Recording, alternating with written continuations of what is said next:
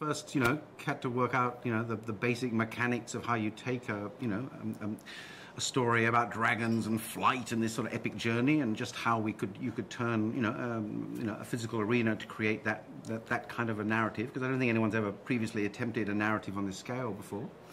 And then, developing the script and working in close collaboration with DreamWorks, getting that underway. And the creatures are a good 2-year build. So we jumped in, very fast into creature build, and each of those take about a year to get through the process. And our first large dragon took his first steps 2 weeks ago. So, and then, we're developing the whole film side, and how do you do things like the fire, how do you make dragons that breathe fire without taking out the arena, and all of those issues really have had to be developed. So there's many, many different elements to get underway.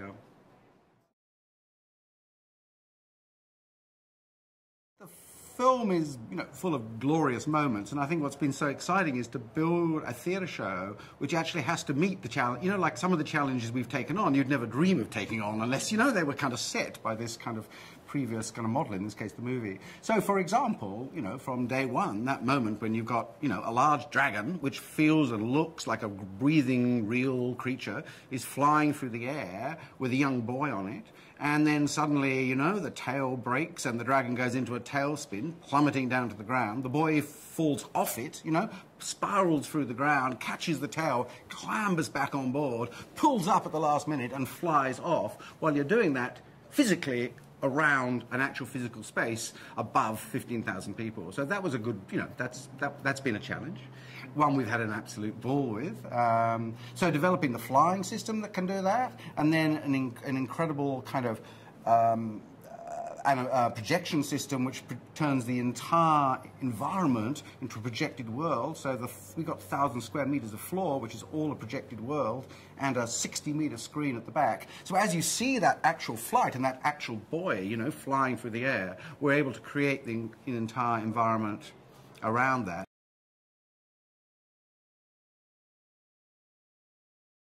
So we've got a kind of, metro system in the sky with all these multiple pulleys, which has got hanging off it a dragon, which is, again, automated by an entirely different automation system to allow it to have the full scale of kind of realistic characterization and emotions. And then that's flying against an entire projected world. So you've got 3 very, very complicated animation systems which all have to marry, as one, and then you place into it, I suppose, finally the most important part, which is a human being. So that would be indicative all the way through, really, of how we're having a great time, both pushing the technologies to new limits and marrying them, and doing it in a way that we feel is safe and deliverable in terms of getting the show open in March for audiences in Melbourne. And we've found an amazing cast from around the world.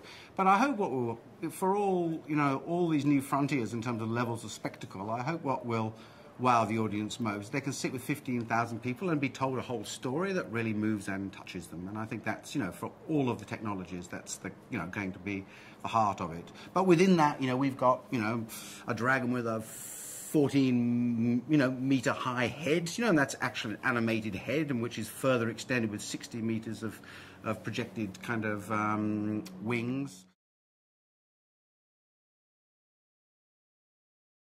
Yeah, there's a cast of 23, and they're hand-picked. We've travelled twice around the world looking for this cast, and they come pretty evenly from Melbourne, Sydney, Paris, London, and LA. I think that's the core team. They're phenomenally skilled. Our teens, very much from that kind of youth culture, the sort of parkour, tricking, hip-hop kids, they're using those skills to fight the dragons.